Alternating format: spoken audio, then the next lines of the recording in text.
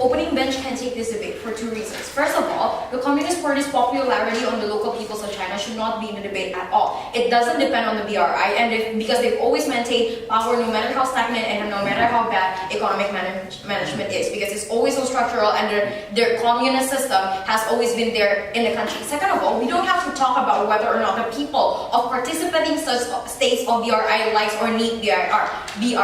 We need to analyze the incentive for its governments to build alliance to China, ladies and gentlemen. So this is CO's exclusive benefit, right? We will give you a more grounded analysis on the incentive structure for countries in building alliance, why currently the biggest hegemony is weakening. Thus, regardless of economic benefit, we must proceed with BRI. This will solve the deadlock on economic benefits debate from opening bench and the extension coming from closing government. So let's talk about the first thing, right? About how the opening government thinks that this will hurt China's economy and giving loans to economically unfavorable countries will later make them unable to have purchasing powers.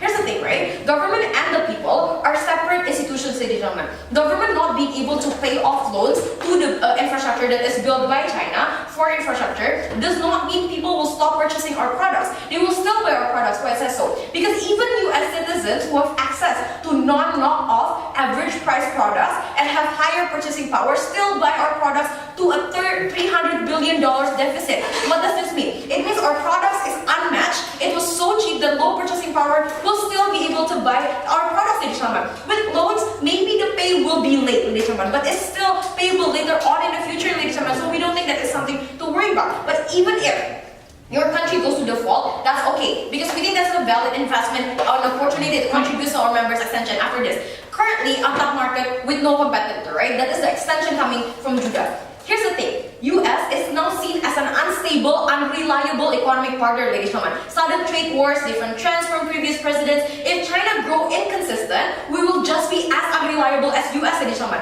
What we should do is we offer them consistency. We should do it now, because change in US presidents to someone who follows past trends and want to reestablish alliance with countries that Trump cut off, it means our opportunity is gone. But it's not just the inconsistency, right? We think that currently US is less appealing because Trump stopped efforts in enforcing human rights and making generous alliance where US lose more than they gain. This is the only thing that makes US have more allies that trust them than China. This is the generosity that makes people feel indebted and want to create alliance with US, right? So US might not be the most lucrative or most stable allies, but they still stick by US. China can now be the generous figure that's currently missing. And this is through BRI, by showing them we were willing to build infrastructure and we're willing to give you loans even if you're a country that is unstable economically, ladies and gentlemen. This effectively disassembled the argument coming from opening government, and we think that the change in US's president will be a loss of opportunity. This is the grounded, previously unprovided analysis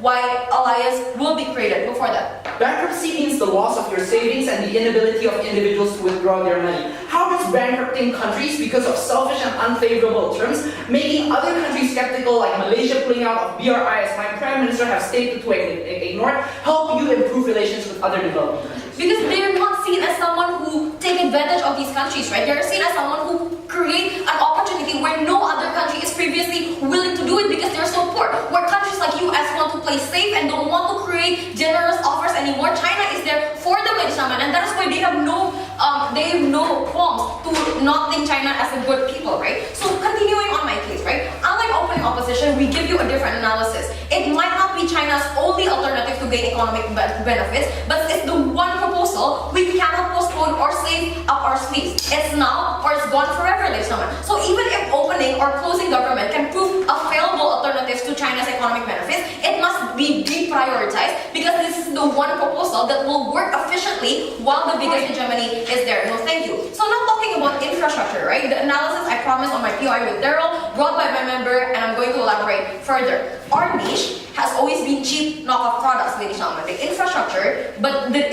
that China has been building in Africa and the ports in Sri Lanka is the beginning in establishing a new niche that we're good in building infrastructure, that we're able to create loans in building infrastructure that is trustworthy in countries, ladies and gentlemen. BRI will reinforce this narrative. Why is that so? Because like Derril said, BRI specializes in creating infrastructure that is viable for for this country, ladies and gentlemen. So what is the benefit for us, and why do we need to focus on this new niche, like my member have already explained, right? With Sri Lanka, the deal was the port will be a shared ownership for 99 years, which means that they will get profit share in Sri Lanka, and therefore that they will gain benefit from the port that is built in different countries. They can get a stable profit for 99 years, ladies and gentlemen. This is something that they can start proposing to other countries as well. When they realize that infrastructure is China's niche, they will not go to other countries when they want infrastructure. They will not go to other countries that are more trustworthy or seen as the good guys. They will want to go to the best people who would be willing to loan a big amount of money, ladies and gentlemen. And that is why we think even if these countries end up going bankrupt and not being able to pay our loans, at least we manage to get economic benefits for the 99 years before they go bankrupt, ladies and gentlemen. And that's why we think that it's still good for us.